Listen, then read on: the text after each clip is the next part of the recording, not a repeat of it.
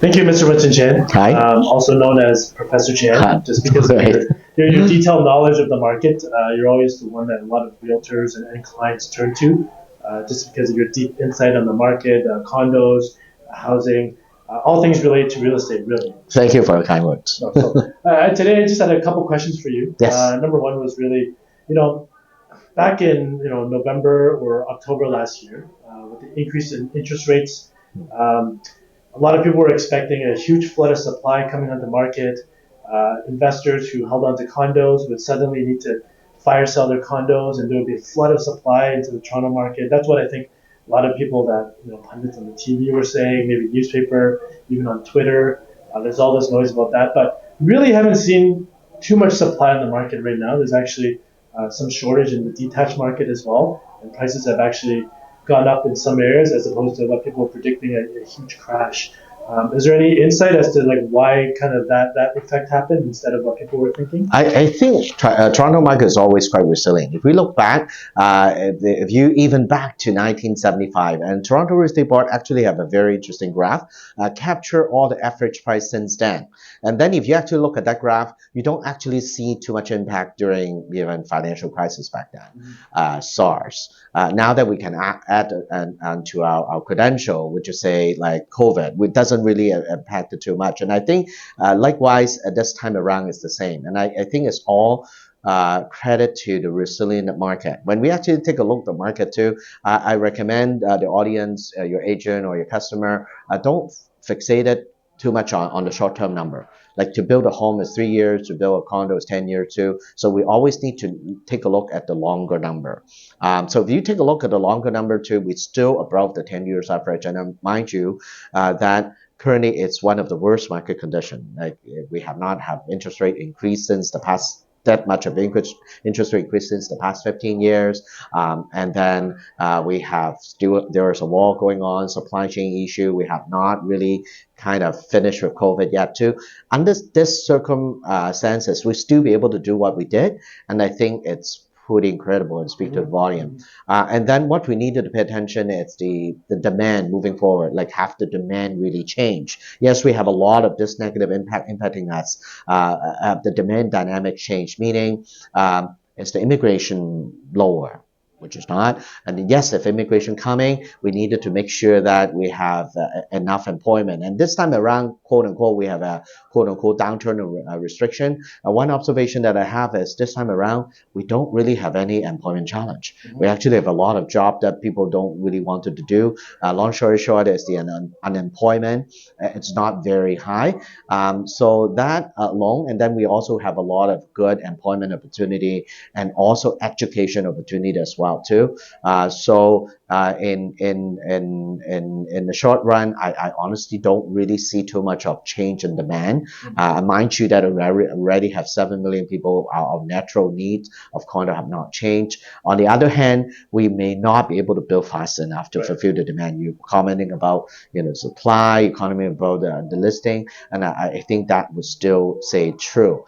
So if you, it's actually as close as last 2 weeks, and you're hearing some of the fixed rate already kind of change tone a little bit too. And when you talk about interest rate, the Bank of Canada or Fed change the narrative from increasing to pause. So I think that would create some a little bit of synergy, and then people would be kind of on the sideline, may finally move back onto the market. Right. So speaking, you were just talking about supply in the market briefly. A lot of like our office is located downtown in Toronto, so we work with a lot of renters and landlords.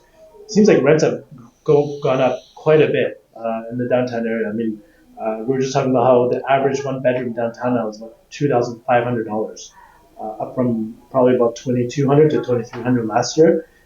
Is the main reason for the massive increase in the rental rate really just because I guess immigration coming in, students coming back, and just a lack of supply of of rentable units, I guess, right? Yes, absolutely. Because if you mentioned about that too, and I think Toronto is quite unique because we don't really have too much purpose-built rental. The last time we collectively built a lot of purpose-built rental, that's back in the 70s. And we're still trying to pay the catch-up time too. Now, when the market is on hold too, don't forget developers on hold as well too. So Right. I think in the future that would be further affecting the supply moving forward. And then you also talk about the state of the market. And sometimes too, yes, a lot of people reported the short-term number. We kind of hold back a little. But then I think rental will be a very good indicator of the actual demand of the market. Like if people move on the sideline, if they have X amount of demand, if they don't buy, they have no choice but to rent. So I think that's kind of reflected in the number that we actually see currently.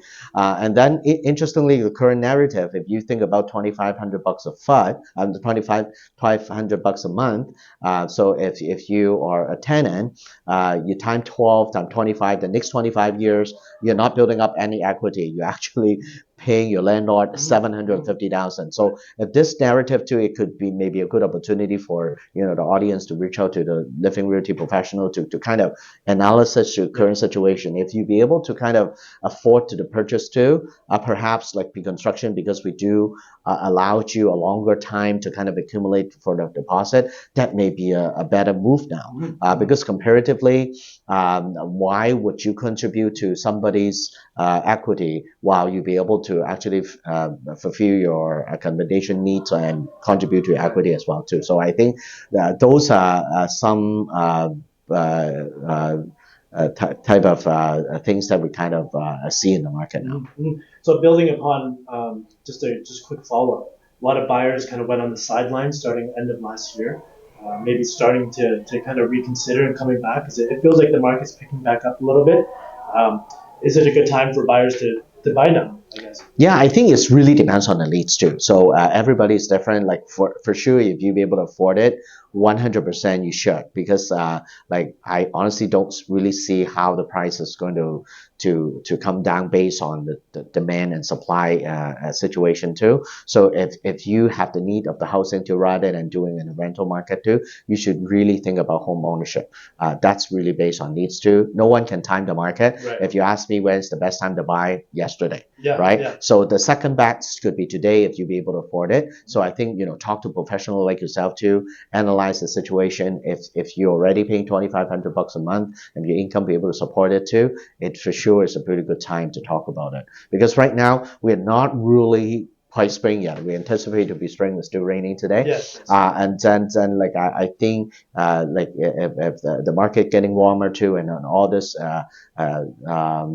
demand issue that we were talking about, and there are some positive news, and maybe we got getting into a more busy market. So currently could be a pretty good timing to kind of review your real estate needs. Absolutely. Yes.